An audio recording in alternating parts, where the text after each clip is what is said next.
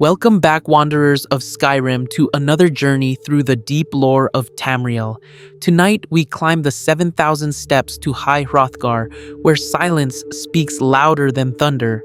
We will explore the Greybeards' mysterious hierarchy and training methods, uncover the lost art of the ancient tongues, trace the philosophy of the Way of the Voice from Jurgen Windcaller's enlightenment to modern practice, and reveal the secrets of Thu'um mastery that few living souls understand, from word wall pilgrimages to the meditation techniques that separate true speakers from those who merely shout.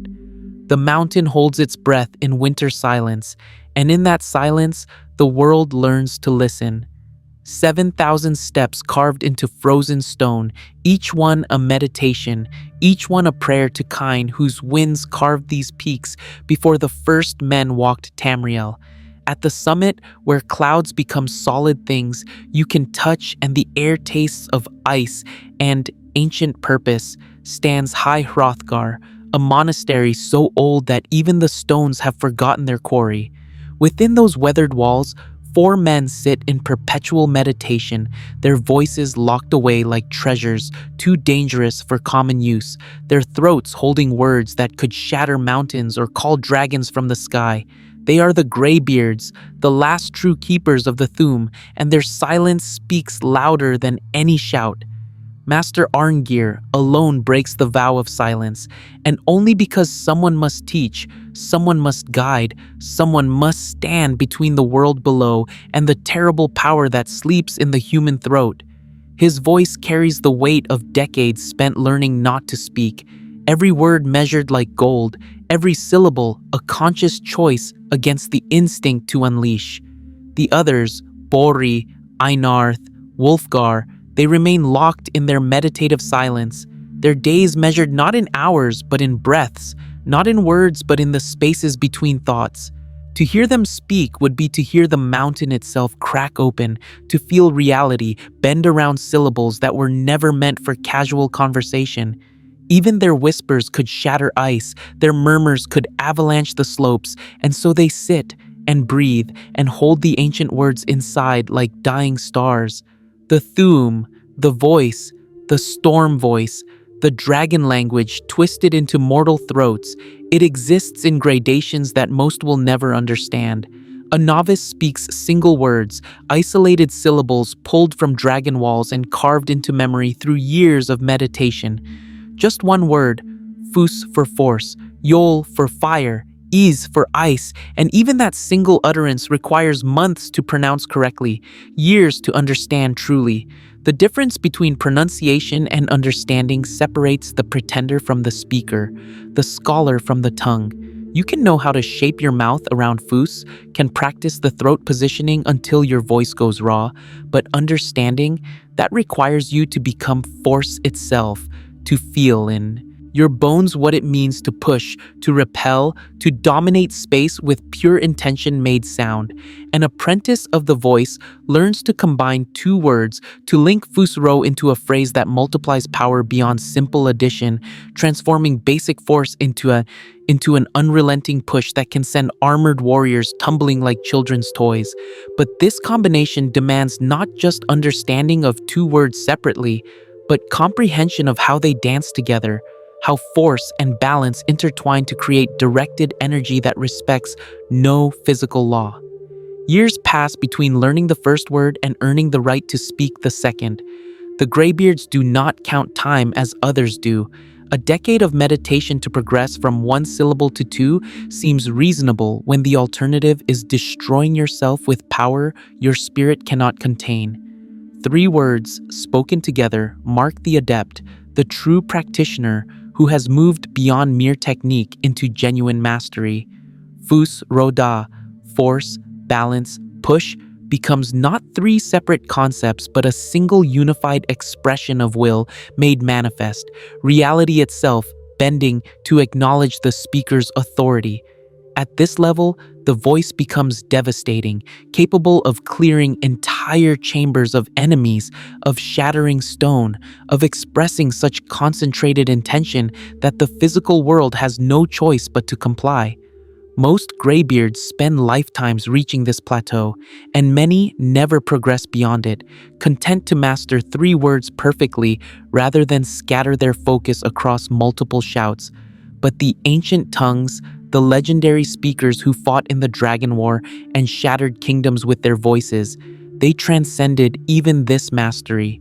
They learned not just one 3-word shout, but many, accumulating an arsenal of different Thu'um that covered every need, every battlefield, every philosophical expression their souls required. Expert practitioners might know Stormcall to summon lightning from clear skies, Dragon Rend to force immortal dragons into mortality's grip, Fire Breath to channel the very essence of dragon flame through mortal lungs. Each shout required its own years of study, its own pilgrimage to distant word walls, its own meditative integration until the words became as natural as breathing. And above even the experts stood the masters, the true tongues of legend, who achieved something beyond mere word accumulation. They learned voice modulation, the subtle art of adjusting power output, of speaking the same words with different intentions, different volumes, different depths of understanding.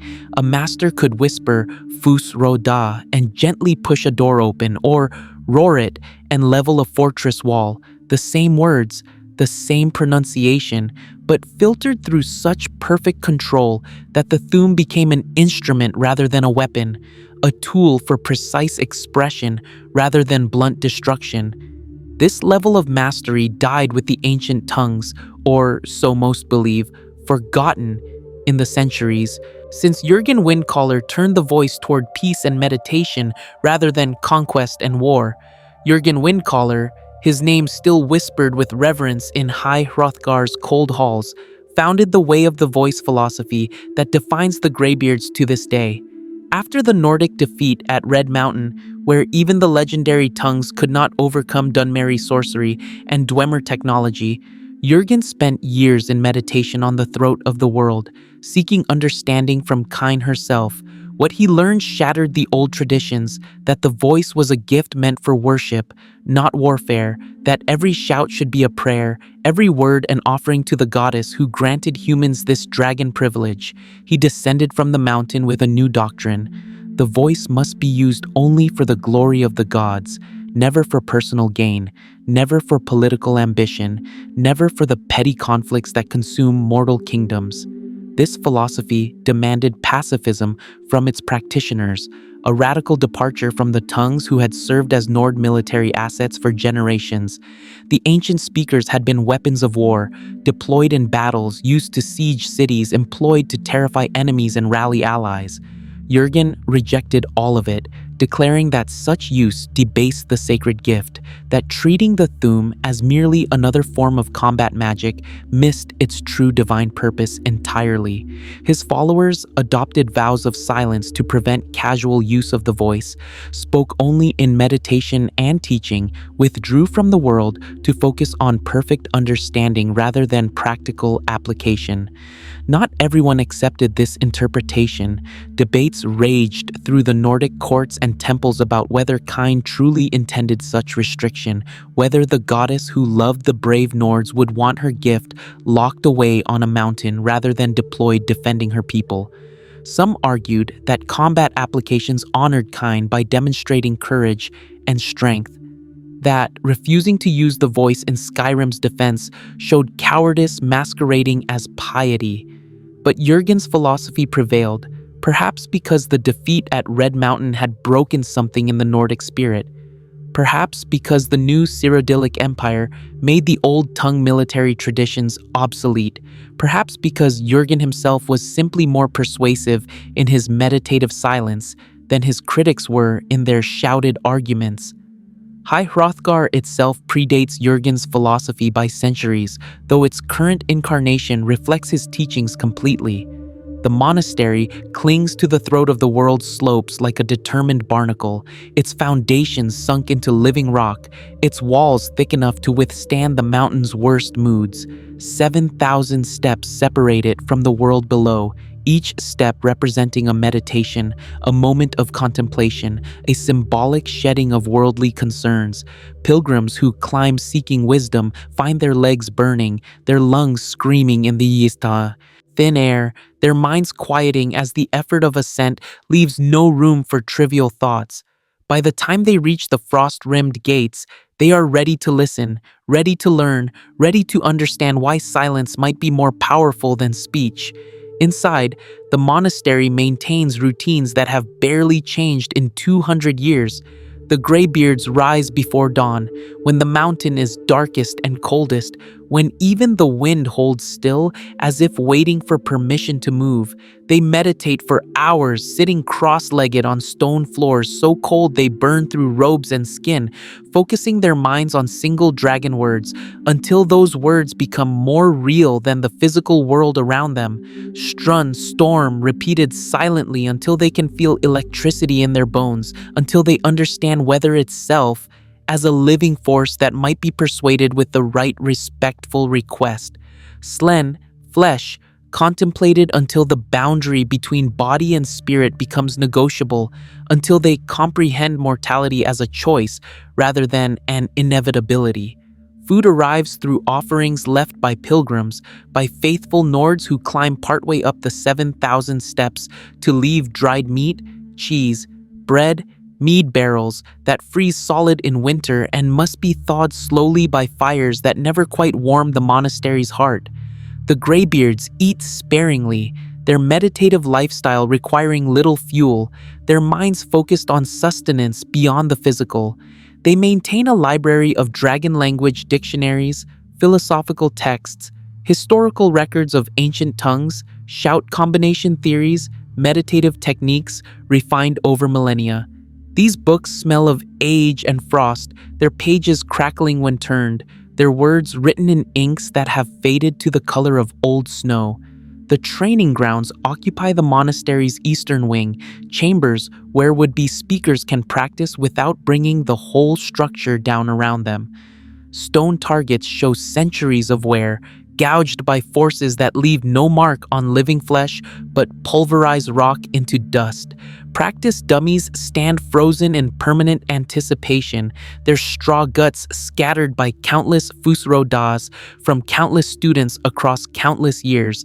Ice coats everything, never melting, building up in layers that record every winter since High Hrothgar's founding, like tree rings recording time. Only the Dragonborn receive training now, and even that exception violates Jurgen's strict interpretation of the way. The Greybeards justify this by pointing to destiny, to prophecy, to the simple fact that Dragonborn absorb the knowledge instinctively, learning in hours what takes normal humans decades. Teaching a Dragonborn feels less like instruction and more like midwifery, helping birth understanding that already exists within their dragon soul. Still, even Dragonborn must prove themselves, must climb the 7,000 steps, must demonstrate humility and respect for the power they carry so casually in their throats.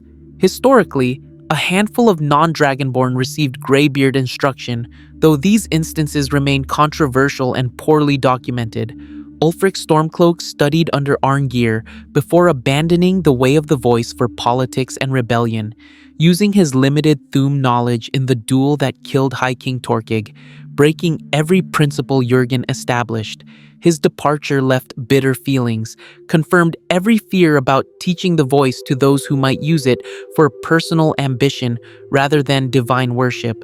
Before Ulfric, records mention other students, names lost to time, most of whom either died attempting shouts their understanding could not support or abandoned their training when the decades required became unbearable. The Greybeards teach through demonstration more than explanation, their vow of silence making lectures impossible. Arngeir guides with words, but Bori, Einarth, and Wulfgar communicate through carefully controlled Thu'um, speaking words at minimal power to show pronunciation, to demonstrate proper throat positioning, to express the emotional and spiritual state required for true understanding. A student watches Bori whisper Yol and sees not just mouth movements but the inner fire that makes the word meaningful, the connection to flame that transforms syllable into incantation. This method preserves knowledge despite silence, passing understanding from master to student through observation and imitation rather than academic instruction. Word walls scattered across Skyrim preserve the dragon language in physical form. Ancient monuments carved with glowing words that burn themselves into dragonborn minds upon contact. For Greybeards, these walls represent pilgrimage destinations, sacred sites where understanding deepens through contemplation and meditation. Traditional routes connect known word walls in sequences designed to build knowledge progressively, starting with basic concepts and advancing toward complex expressions. A graybeard might spend years traveling between three walls, meditating at each for months, absorbing not just the words themselves, but the landscape surrounding them, the history of their placement, the reason ancient tongues or dragons chose these specific locations for preservation. Nobody remembers who created the word walls or how the glowing letters achieved their power.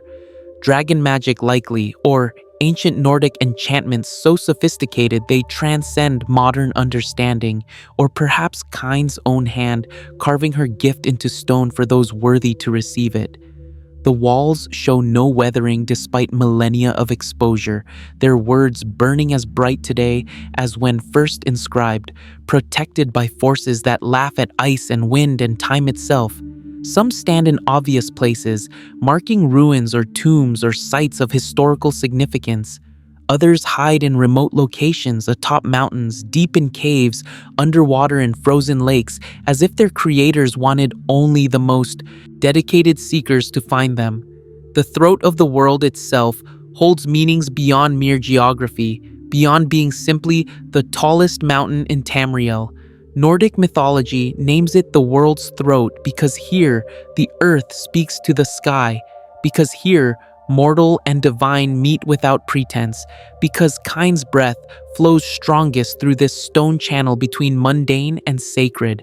At its peak, where even hardy pines surrender to altitude and cold, stands the time wound, a scar in reality where past and present bleed together, where the ancient Nordic heroes once used an elder scroll to cast Alduin forward through time, where history broke under the weight of desperate necessity.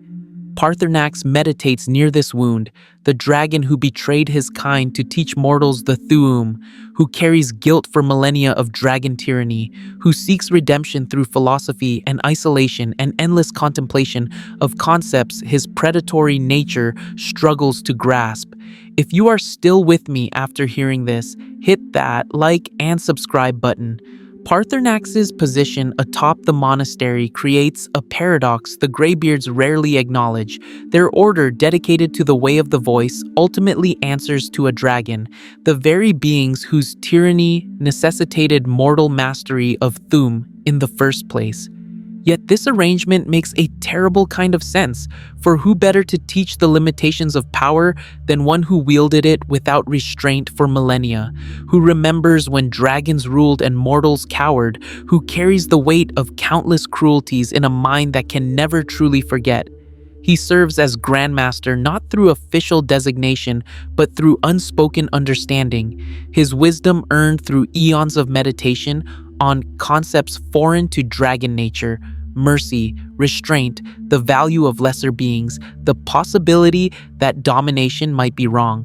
The Greybeards visit him rarely, making the final climb to the mountain's summit only when philosophical questions exceed Arngeir's ability to answer, when the ancient texts provide no guidance, when understanding requires perspective that spans ages rather than lifetimes.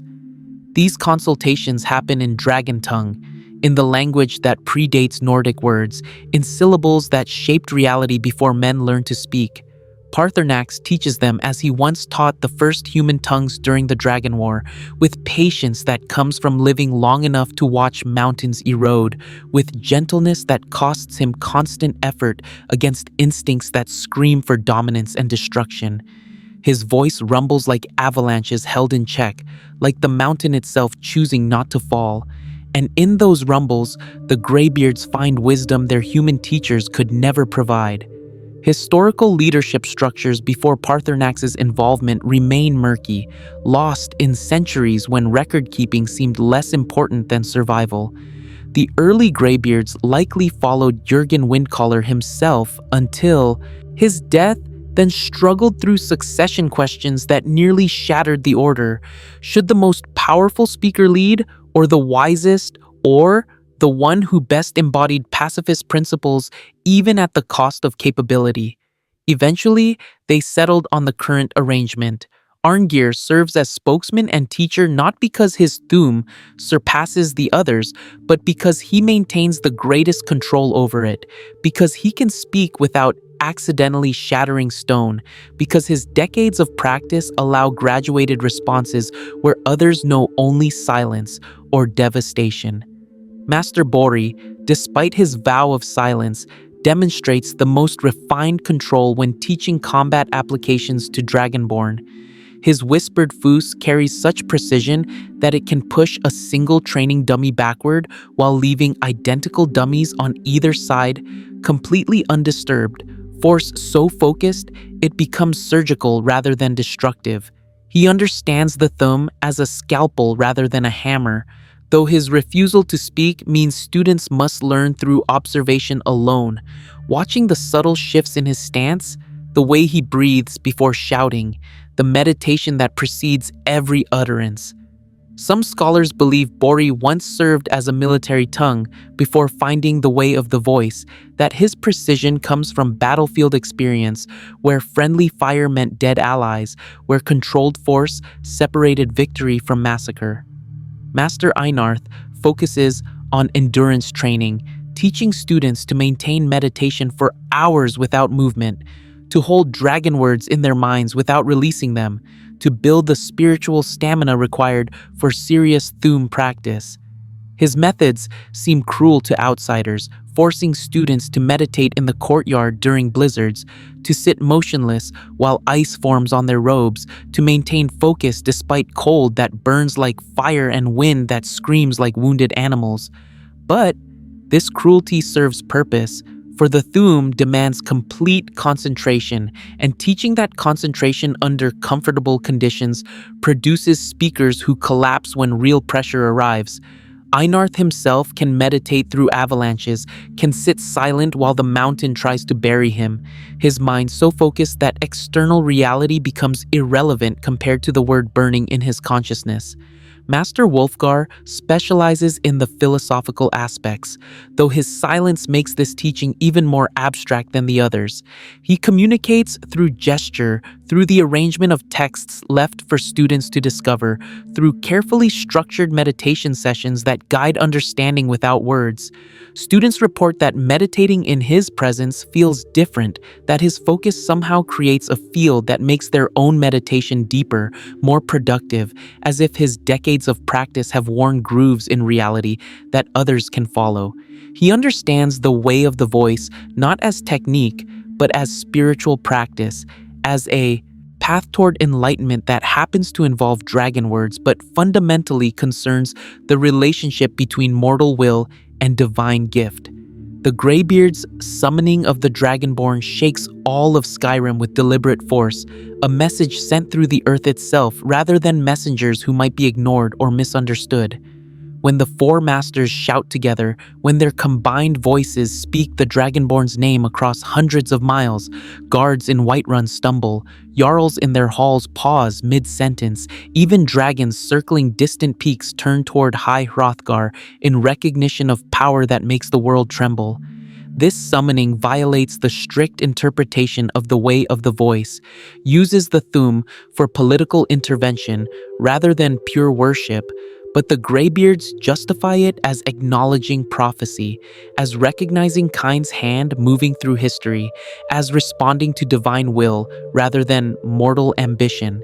Emergency summoning criteria remain intentionally vague, preserved through oral tradition, despite the irony of oral preservation among the silent. Generally, only events of apocalyptic scope warrant breaking isolation, dragon returns, prophesied heroes, threats to reality itself. Lesser concerns, no matter how urgent they seem to those suffering through them, receive no response from the mountain. Civil wars, invasions, plagues, famines, these remain mortal problems requiring mortal solutions, not worth polluting the sacred voice with temporal concerns. Critics argue this makes the Greybeards useless, religious hermits hoarding power while Skyrim bleeds, but the masters counter that intervening in such conflicts would transform them into kingmakers, would corrupt the way of the voice into just another political tool, would betray everything Jurgen Windcaller established. Recognizing a Dragonborn presents less challenge than one might expect, for true Dragonborn carry markers that transcend physical appearance. They absorb dragon souls upon killing the beasts, pulling knowledge and power from dead dragons in ways even the Greybeards cannot fully explain. They learn shouts instantly, bypassing decades of meditation to achieve in seconds what should require lifetimes. Their voices carry dragon authority even when speaking normal words, and dragons themselves recognize the kinship, responding to Dragonborn Thu'um as they would to another dragon's challenge. When such a being approaches High Hrothgar, the mountain itself seems to notice. The wind shifts, the Greybeards feel resonance in their bones like recognition across some fundamental divide between dragon soul and human soul. Ceremonial greeting traditions dictate that approaching Dragonborn must demonstrate their gift before receiving instruction, must prove they deserve the exceptional treatment the Greybeards grudgingly provide.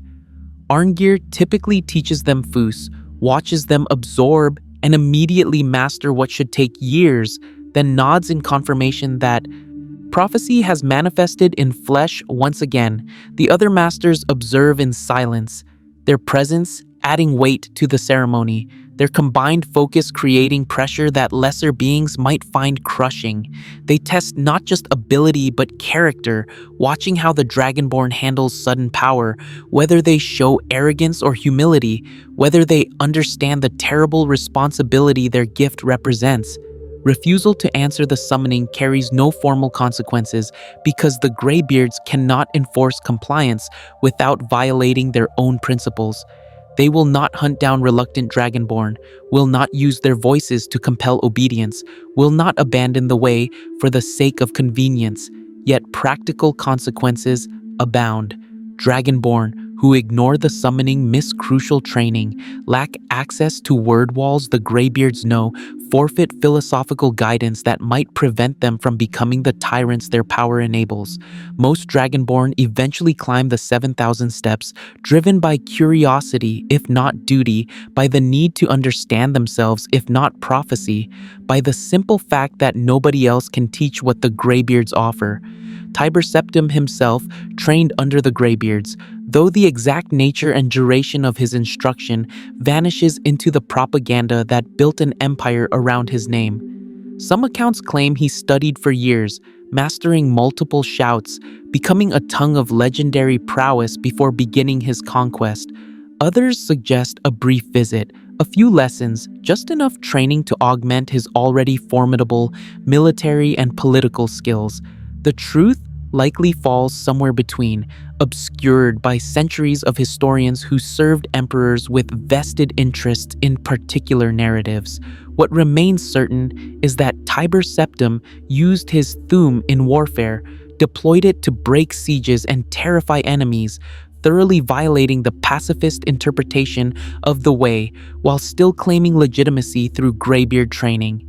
This contradiction haunts the Order still, for how can they condemn the founder of the Third Era, the man who united Tamriel, whose empire brought unprecedented prosperity even as it crushed independence?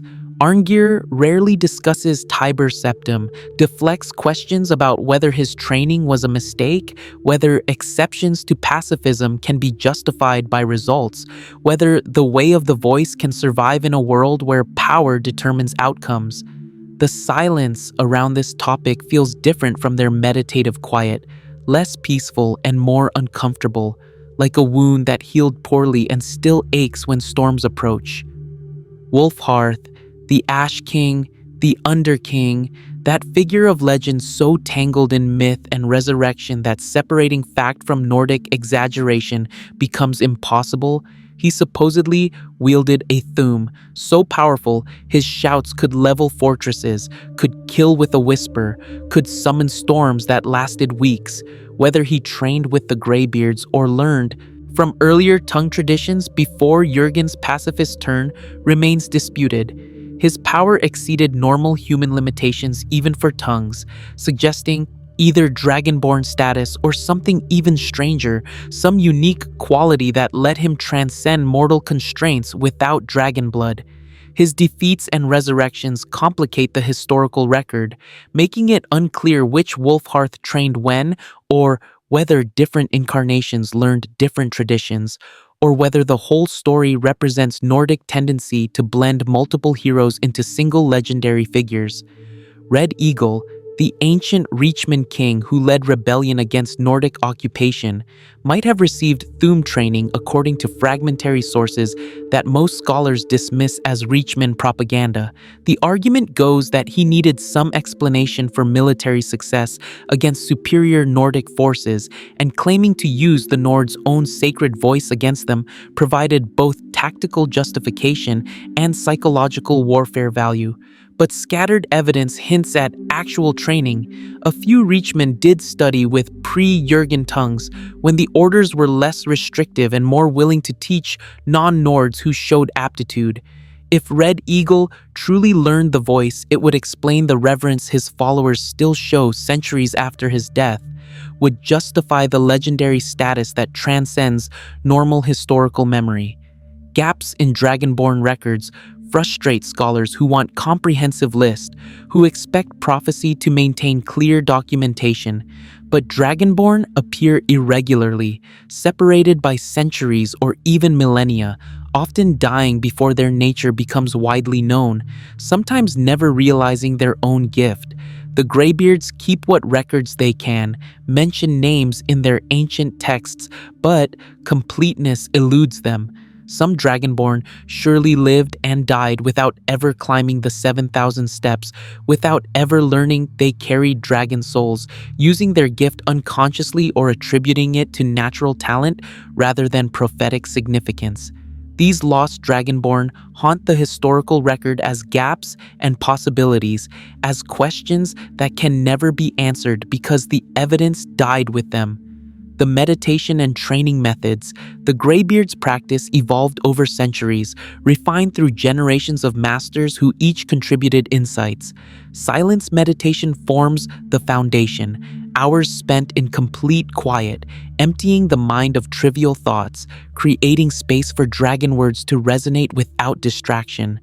Practitioners report that true silence becomes impossible after learning the Thu'um, that the words echo constantly in trained minds, that even sleeping dreams involve dragon syllables burning through unconsciousness. The meditation teaches not how to create silence, but how to exist peacefully within the noise, how to let the words flow without compulsion to speak them, how to hold power without being consumed by it. Understanding versus pronunciation separates genuine mastery from dangerous pretending, though the distinction seems subtle to outsiders. Anyone can learn to pronounce fusro da correctly given enough phonetic coaching and practice. The throat positions, the breathing patterns, the specific sounds, these can be taught mechanically like teaching someone to sing scales. But understanding what the words mean, internalizing the concepts they represent, becoming the force and balance and push they express, that requires meditation that may take decades. A student who speaks without understanding produces either nothing, the words falling flat and meaningless, or uncontrolled disaster, force exploding outward without direction or limit because the speaker's will cannot shape what their spirit does not comprehend. Years between learning words seems excessive until you understand the depth required for each. A Greybeard learning Yol for fire breath must not merely understand fire as a chemical reaction or even as an element, must go deeper until they comprehend fire as a philosophical concept, as transformation and consumption and the boundary between matter and energy. They must meditate on flames until they can feel heat without burning, until they understand the hunger that drives combustion, until they become fire in every way except literally. Only then can they safely speak the word, can shape their will into the concept and express it through sound without immolating themselves or losing control. Premature attempts to speak words without adequate understanding kill enthusiastic students with depressing regularity, though the Greybeards discuss these deaths reluctantly, only when necessary to prevent more. A student who tries ease for ice form without fully understanding the transition from liquid to solid, from movement to stasis, from life to frozen death, they might freeze themselves solid, might turn their blood to ice, might lock their own heart in permafrost that stops mid-beat. The Thu'um does not forgive overconfidence, does not accept partial understanding, demands complete integration, or punishes failure with consequences that range from embarrassment to death, depending on the word attempted. If this story has kept you listening this far, and you want more of these whispered tales from Tamriel, hit that like button. It really motivates me to create similar Skyrim lores. The danger manifests differently depending on which word overwhelms the unprepared speaker. Strun for Stormcall might tear the speaker apart from within, their body becoming a conduit for lightning they cannot ground. Electricity seeking earth through flesh and bone until nothing remains but charred remnants. Zul for Voice Throw can scatter a speaker's consciousness across distances they lack the mental coherence to bridge, leaving their body catatonic while their awareness dissipates into the wind like smoke that forgets it was ever solid. The Greybeards have cleaned up these failures, have buried. Students who reach too far too fast have learned to recognize the warning signs: trembling hands during meditation, fever without illness, eyes that reflect too much light as if something burns behind them. Dragon language dictionaries maintained in High Hrothgar's library represent centuries of scholarly work, masters painstakingly documenting each word's pronunciation, conceptual meaning, associated meditations, known dangers, and historical usage. The pages smell of ink and preservation oils, of the specific mixture Greybeards apply annually to prevent deterioration in the mountain's harsh climate. Each entry fills multiple pages because dragon words resist simple translation. Yol means fire, yes, but also means the concept of consuming transformation, the process of releasing energy through destruction, the relationship between fuel and flame, the boundary where matter becomes something else entirely. A complete entry might fill 20 pages with philosophical explorations, historical examples, meditation techniques, and warnings about misunderstanding. These dictionaries serve multiple purposes beyond simple reference. They allow knowledge transmission between generations of Greybeards despite the vow of silence. Let masters record insights they cannot speak aloud, preserve understanding that would otherwise die with individual practitioners.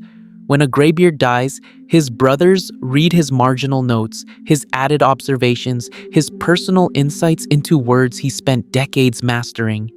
This transforms each dictionary into a palimpsest of understanding, layers upon layers of wisdom accumulated across centuries, each generation building on the last without erasing what came before. Shout combination records document known interactions between different Thu'um, attempts to speak multiple shouts in sequence, theoretical frameworks for understanding why certain combinations work while others cancel each other. Some shouts complement. Fire breath followed by frost breath creates steam that obscures vision and scalds enemies. Some interfere.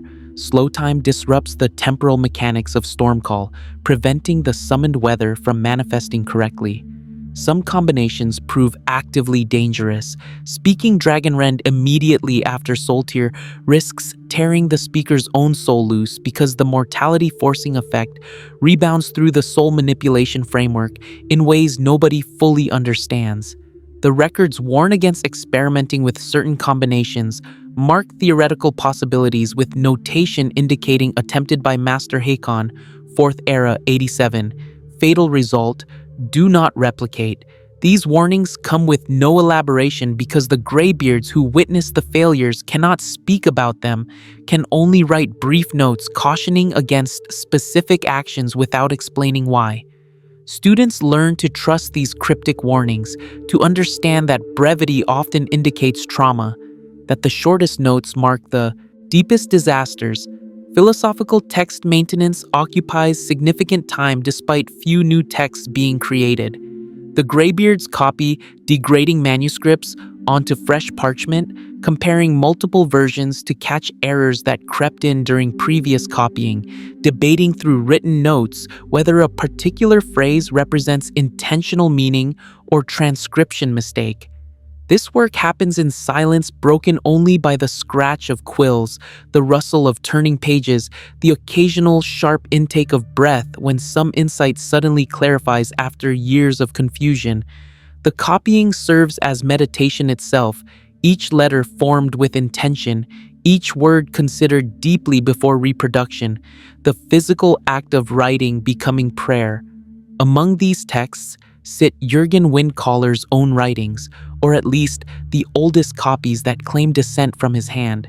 His calligraphy shows discipline in every stroke, letters formed with geometric precision that suggests hours spent perfecting each character. He writes about his defeat at Red Mountain, about watching fellow tongues fall despite voices that could shatter stone, about realizing that raw power means nothing against coordinated magical assault, against Dwemer constructs that feel no fear, against Dunmer wizards who counter sound with silence spells. His humiliation transformed into philosophy. If the voice could not save the Nords at their moment of greatest need, perhaps it was never meant for war in the first place. He describes his meditation on the throat of the world, 17 years of isolation, contemplating failure until understanding emerged. Kind granted the voice as a gift, he concluded, and gifts demand gratitude rather than exploitation.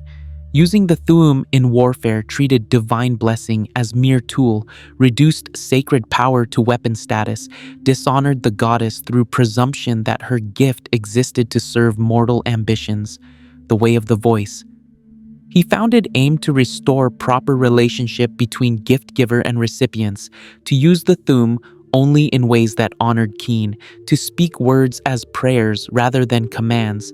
But even Jurgen acknowledged exceptions, admitted that absolute pacifism might doom the world if dragons returned, if threats emerged that could not be reasoned with or avoided.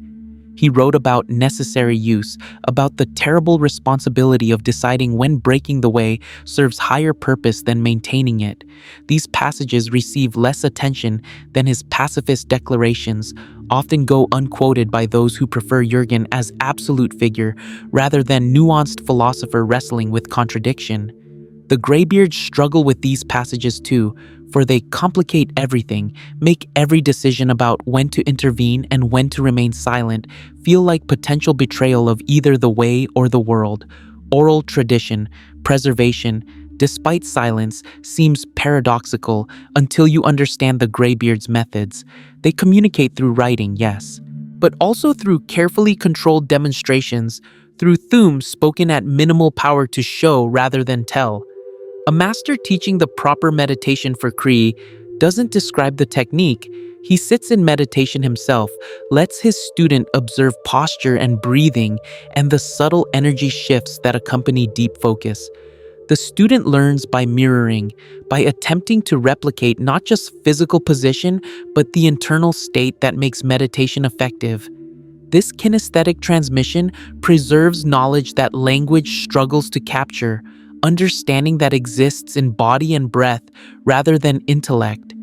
The passing of knowledge between Greybeards follows ritual when one master dies and another must assume his specific teaching role. The dying Greybeard writes final insights, synthesizes lifetime understanding into condensed wisdom, entrusts specific responsibilities to successors.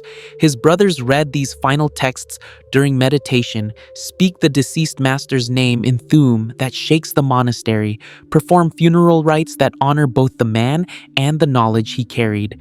Then begins the process of integration, of the successor learning not just information, but the deceased beast master's approach, his particular understanding, his unique perspective on words they all theoretically share. This succession creates continuity across centuries, lets the order maintain consistency despite individual mortality. Master Arngeir learned from his predecessor who learned from his, creating chain of understanding that stretches back to Jurgen himself through multiple links of teaching and teaching again. Each link adds something, preserves something, subtly transforms the tradition while maintaining its core. The way of the voice, practiced today, differs from Jurgen's original vision in countless small ways: evolution disguised as preservation, change hidden within continuity. Ancient tongues who fought in the Dragon War existed as military units, organized companies of speakers deployed like modern mages, but exponentially more devastating. Historical records describe tongue battalions that required no support troops, no supplies beyond food, no weapons except their voices. They could level fortifications by shouting in unison, could create storms that grounded dragonflight, could speak words of command that forced even dragons to briefly obey. Their effectiveness made them targets. Dragons learned to prioritize killing tongues first, to attack them with overwhelming force before they could coordinate their devastating shouts. Nordic Thu'um battle traditions developed around this reality. Tongues fought in groups, never alone, protecting each other while they prepared shouts that required long breath and concentration. They wore minimal armor because flexibility mattered more than protection, because heavy plate restricted the chest expansion needed for proper breathing, because a tongue's defense came from ending battles. Before enemies could strike rather than enduring damage, they marked themselves with specific tattoos, dragon words, inked into skin as declaration of their purpose and warning to enemies. Some accounts claim these tattoos enhanced their power, that words written in flesh resonated with words spoken through flesh, creating feedback loops that amplified basic shouts into legendary effects. The Dragon War speakers developed specialized techniques, now lost except in fragmentary references. They could apparently link their shouts, multiple tongues speaking the same word simultaneously, to create effects far beyond simple multiplication of power. 20 tongues shouting fuss together did not produce 20 times the force of one. It produced something qualitatively different, a wave of pressure that could flatten forests, that made the air itself into weapon. These coordinated shouts required perfect timing, identical pronunciation, unified intention, any variation causing the combined force to collapse into discord that might kill the speakers themselves. Voice duel protocols governed conflicts between tongues when political disagreements or personal grievances demanded resolution. These duels followed strict rules. Combatants stood prescribed distance apart, spoke alternating shouts, never used killing words because that dishonored the art. The goal was to demonstrate superior understanding, more perfect control, deeper mastery.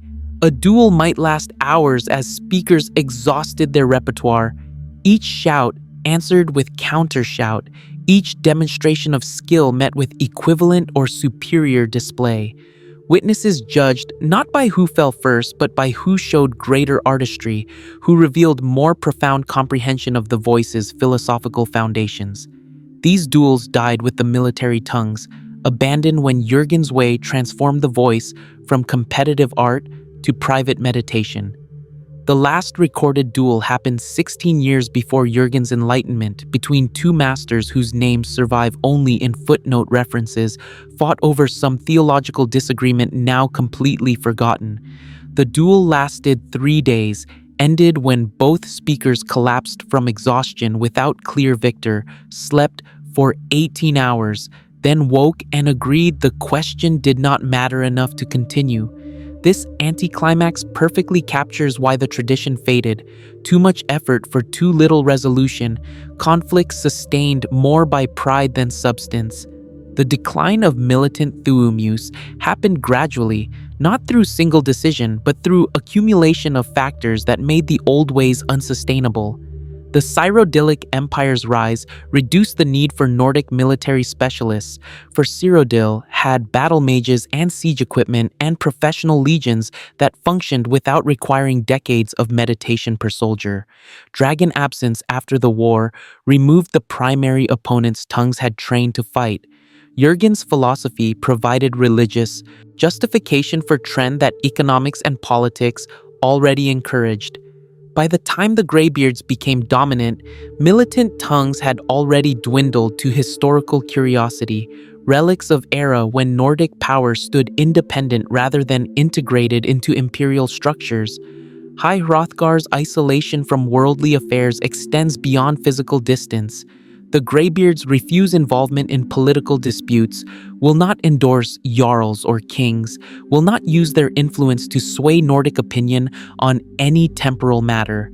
When civil war tears Skyrim between Empire and Stormcloaks, when the province bleeds in conflict over sovereignty and tradition, the Greybeards maintain their mountain silence.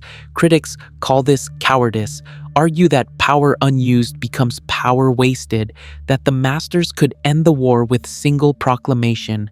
But the Greybeards understand that political intervention would corrupt everything. Jarls would seek their endorsement, factions would use their words as propaganda.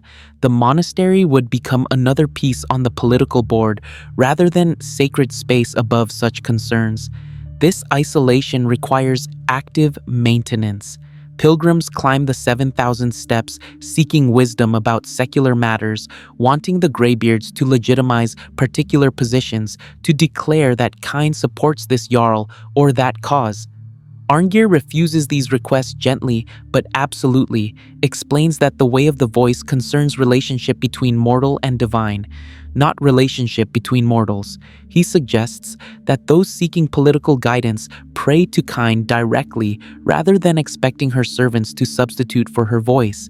Most petitioners leave unsatisfied but respectful, understanding even if they disagree. Some leave angry, feeling the Greybeards hoard power selfishly while Skyrim suffers.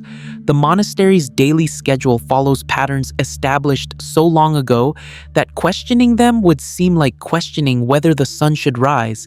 The Masters wake in darkness, meditate until dawn, take simple breakfast of bread and cheese, meditate again until midday, study texts or practice shouts in the training hall, meditate through afternoon, take evening meal, meditate until full darkness, sleep. This rhythm varies only when teaching Dragonborn or receiving rare visitors, when external demands intrude on the timeless cycle. Even then, the disruption ends quickly, normality reasserting itself like water flowing back after stone breaks its surface. Food procurement through offerings works because enough Nords still revere the old ways, still climb partway up the mountain to leave provisions at shrines maintained for this purpose. They bring mead brewed according to traditional recipes, dried venison, wheels of aged cheese, preserved vegetables, honey, flour, salt. The offerings accumulate at way stations along the 7,000 steps, and junior Greybeards, those rare individuals still in training, not yet having taken full vows, collect them monthly, haul supplies to the monastery in heavy packs. These trips provide the novices with meditation in motion, with time to contemplate the physical burden of others' devotion, with perspective on how the monastery's isolation depends on connection to the faithful below. Library maintenance occupies Master Wulfgar primarily, though all Greybeards contribute. He checks each volume annually for signs of deterioration, repairs damaged bindings, carefully cleans pages with special brushes that lift dust without abrading parchment. The library's temperature remains fairly constant due to the mountain's mass, but humidity varies with seasons, requiring vigilance against mold that could devour centuries of accumulated wisdom in months. Wulfgar treats each book as sacred object, as physical manifestation of knowledge that died with original authors, as responsibility entrusted to him by masters he never met who trusted future generations to preserve what they learned.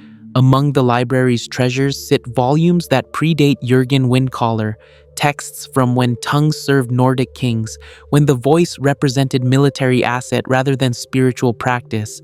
These books discuss tactics, shout combinations for breaking shield walls, methods for coordinating multiple speakers, everything the current Greybeards ostensibly reject. Yet, they preserve these texts anyway, understand that destroying them would be destroying history, that future generations might need to know what their ancestors knew, even if current philosophy forbids the application. This creates tension, maintaining books that teach everything the way of the voice opposes, but maintaining them carefully, respectfully, ensuring they survive even if unused. Training ground protocols specify which shouts can be practiced where, which combinations risk structural damage, which words require outdoor space to prevent destroying the monastery. Fus Roda is permitted indoors because its force can be directed, controlled, absorbed by stone targets designed for this purpose. Yoltor Shul, the full fire breath, must be practiced outside where flames have space to dissipate harmlessly rather than igniting wooden beams and ancient tapestries. La'as Ya Nir, Life Detect, carries no destructive potential and can be used anywhere, though its ability to sense living beings through walls makes privacy somewhat theoretical when dragonborn practice nearby. The courtyard bears marks of centuries of practice, stone scorched by fire, cracked by force, smoothed by ice that froze and thawed countless times. Each mark represents learning, represents moments when students successfully channeled power through their voices, when understanding crystallized into effect. The Greybeards never repair this damage because it serves as record, as testament to generations of practice, as reminder that mastery requires not just meditation but application, that the voice must sometimes be spoken rather than merely contemplated. Wordwall pilgrimage networks connect sacred sites across Skyrim in patterns that suggest ancient design rather than random placement. A greybeard traveling from one word wall to another often finds the journey itself teaches that the landscape between walls carries meaning, that physical effort mirrors spiritual effort required to progress.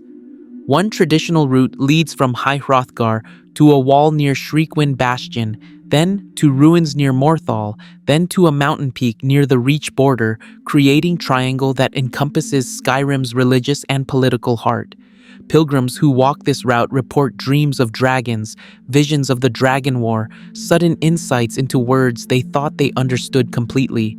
Nobody knows how word walls achieve their power, how stone carved with dragon language burns knowledge into dragonborn minds. The magic involved exceeds modern understanding, possibly exceeds ancient understanding as well.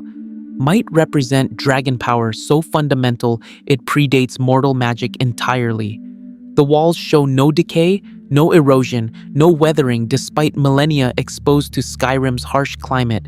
Frost forms on them during winter but never damages the stone. Wind carries grit that should abrade the carving smooth, but somehow never does. They seem to exist slightly outside time, protected by forces that laugh at entropy. Some walls stand in dragon lairs, in places Paarthurnax claims were sacred to dragonkind during their rule. Others mark sites of great battles from the Dragon War, places where heroic tongues fell or where dragons died in numbers. A few occupy locations with no apparent historical significance, isolated peaks or deep caves or underwater grottos that seem chosen randomly. These mysterious placements frustrate scholars, suggest either lost significance or symbolic meanings that no longer translate across the cultural gap separating ancient Nordic dragon worshippers from modern Nords who can barely remember their own traditions. Protective measures around some word walls suggest the ancient Nords wanted certain knowledge restricted, wanted only the most dedicated seekers to access particular shouts. Walls hidden in Draugr, haunted ruins where undead guardians kill casual explorers, walls behind puzzle doors requiring knowledge of dragon claw combinations, walls at the bottom of frozen lakes where drowning threatens those who linger too long studying the glowing words. These protections imply hierarchy of knowledge, suggest some shouts were considered too dangerous or too sacred for common access, reserved for those who proved themselves worthy through ordeal. The Greybeards maintain maps showing known word wall locations, though many have been lost over centuries as ruins collapsed or become inaccessible. They share these maps reluctantly, preferring that seekers discover walls through meditation and divine guidance rather than simple navigation. Arngeir argues that finding walls through intentional search misses the point, that the journey itself holds value beyond the destination, that struggling to locate knowledge proves commitment more than following maps. Still, when Dragonborn ask, he relents, understands that their instinctive understanding allows shortcuts that non-Dragonborn should not take. The throat of the world's significance transcends mere geography, beyond being simply the tallest mountain in Tamriel. Nordic mythology names it the world's throat, because here the earth speaks to the sky, because here mortal and divine meet without pretense, because kind's breath flows strongest through this stone channel between mundane and sacred. At its peak, where even hardy pines surrender to altitude and cold, stands the time wound, a scar in reality where past and present bleed together, where the ancient Nordic heroes once used an elder scroll to cast Alduin forward through time, where history broke under the weight of desperate necessity. Paarthurnax meditates near this wound, the dragon who betrayed his kind to teach mortals the Thu'um, who carries guilt for millennia of dragon tyranny, who seeks redemption through philosophy and isolation and endless contemplation of concepts his predatory nature struggles to grasp. The time wound creates its own complications, distorting local reality in ways the Greybeards find unsettling even after centuries of proximity. Time flows strangely near the wound, sometimes faster and sometimes slower, creating pockets where seconds stretch into minutes or collapse into instants. Meditation near the wound produces visions of other times, glimpses of the Dragon War, of the moment when Elder Scroll tore Alduin forward, of possible futures that may or may not manifest. The Greybeards avoid the wound generally, find its temporal instability disrupts meditation more than it enhances understanding, prefer stability to visions that cannot be verified or controlled. Paarthurnax meditates beside the wound specifically because it unsettles him, because discomfort serves his philosophy better than peace. He seeks to overcome dragon nature through constant struggle against it, and the time wound's visions remind him of what he was, what he did, who he hurt during millennia of tyranny. He watches those visions like penance, forces himself to witness his own cruelty, uses pain as tool for transformation. The Greybeards respect this discipline, even as they find it alien, for human guilt works differently than dragon guilt. Human redemption requires different paths than whatever dragons might achieve. The path of enlightenment the Greybeards follow does not promise salvation or transcendence, does not offer escape from mortal limits or elevation to divine status. It promises only understanding, deeper comprehension of the relationship between voice and will, between mortal and God, between individual and cosmos. This modest goal attracts few followers in an age when most seek power or wealth or glory, when dedicating life to understanding seems wasteful compared to acquiring tangible benefits. Yet the Greybeards persist, find value in their slow accumulation of wisdom, trust that kind values their service even if the world forgets them. And so they sit in their mountain monastery, these last keepers of the ancient voice, meditating through seasons and years and decades, holding words in their throats like treasures too precious to spend, waiting for the next dragonborn or the next apocalypse or whatever kind sends next. The wind howls outside, the cold presses against stone walls that have stood for centuries and will stand for centuries more, and in the silence between meditations, between one breath and the next, the Greybeards touch something eternal, something that justifies all the years of isolation and discipline and restraint. They hold the voice, and the voice holds them, and together they preserve what the world has mostly forgotten, that true power requires silence, that understanding exceeds application, that some gifts should be honored rather than exploited. The mountain keeps their secret, the sky receives their prayers, and Kine, if she listens, hears worship in their silence louder than any shout.